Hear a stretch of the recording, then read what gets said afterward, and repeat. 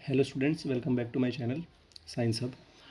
आज मैं कराने वाला हूँ आपको class 9th second law of motion करेंगे हम force and law of motion chapter में। ठीक है, तो हम पहले देखते हैं सेकंड लॉ ऑफ मोशन क्या होती है। तो सेकंड लॉ ऑफ मोशन, ठीक है, तो सेकंड लॉ ऑफ मोशन क्या कहते हैं भाई। तो according to second law of motion जो हमारा क्या होगा कि the rate of change of momentum, ठीक है, the rate of change of momentum, ठीक है, इज डायरेक्टली प्रोपोर्शनल, ठीक है, डायरेक्टली क्या है, प्रोपोर्शनल है, डायरेक्टली प्रोपोर्शनल टू फोर्स। ठीक है, तो the rate of change of momentum जो होगा वो डायरेक्टली प्रोपोर्शनल किसके होगा, फोर्स के होगा। ये हमको कहता है सेकंड लॉ ऑफ मोशन। तो इससे हम क्या डिराइव करेंगे, हम डिराइव करेंगे कि फोर्स का जो फॉर्मूला होता है हमारा, फोर्स का फॉर्मूला क्या होता है हमारा, F equal to M A, ये हमारा होता है फोर्स का फॉर्मूला। ठीक है, तो इस फोर्स के फॉर्मूले को हमको क्या करना है, डिराइव करना है। कैसे डिराइव होगा, देखो हमको पता है कि जो P होता है P equal to M V होता है। ये क्या है, P मोमेंटम, मोमेंटम का फॉर्मूला होता है मास इनटू वेलोसिटी। तो अगर हम बोलें कि लेट, एक मान लेते हैं, a body of mass m travel with initial velocity u and final velocity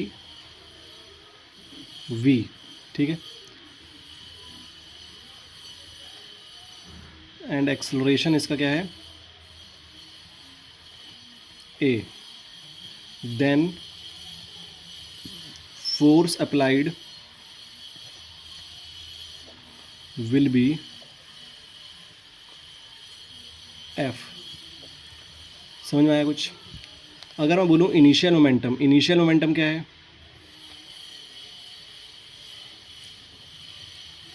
यानी कि पी आई जो है मेरा क्या है, एम यू हो जाएगा। ठीक है, पी आई मेरा क्या हो जाएगा, एम यू हो जाएगा, क्योंकि मास इंटू इनिशियल वेलोसिटी हो जाएगी। ठीक है, क्योंकि मोमेंटम का फॉर्मूला क्या होता है, मास इंटू वेलोसिटी ही होता है। ठीक है, ऐसे ही अगर मैं बोलूँ फाइनल मोमेंटम क्या है,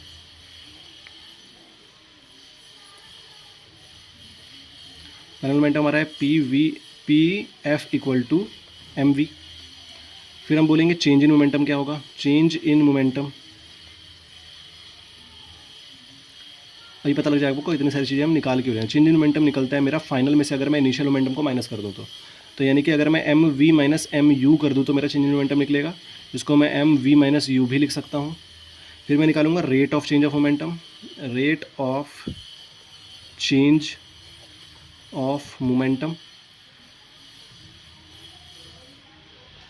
ठीक है, तो वो क्या निकलेगा मेरा, M V minus U upon में टी।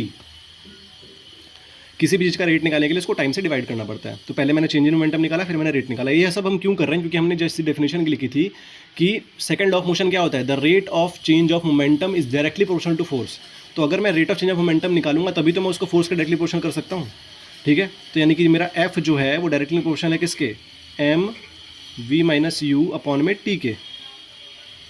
और मुझे पता है, but according to first law of motion, first law of motion के तहत मुझे ये पता है कि मेरा जो ए होता है वो v minus U by T होता है। ठीक है, v equal to U plus A T था ना मेरा इक्वेशन, उससे निकाल दिया हमने इसको। ठीक है, अब आगे बात करते हैं। मैं इसकी जगह पे a लिख सकता हूँ, तो मैं लिख दूंगा कि f मेरा डायरेक्टली प्रोपोर्शनल है एम ए के। मैंने बोला था कोई भी अगर हम प्रोपोर्शन का साइन हटाते हैं तो उसके आगे हम k लगाएंगे, कांस्टेंट होगा मेरा ये। और मैं बोल देता हूँ लेट k इक्वल टू 1। तो अगर k की वैल्यू 1 हो गई तो मैं प्रूव कर सकता हूँ कि हमारा फोर्स है वो एम ए के बराबर है। ठीक है, समझ में आया। तो हमारा ये क्या हो गया, फोर्स हमने, फोर्स की वैल्यू मास इंटू एक्सेलरेशन हमने प्रूव कर दी। ठीक है।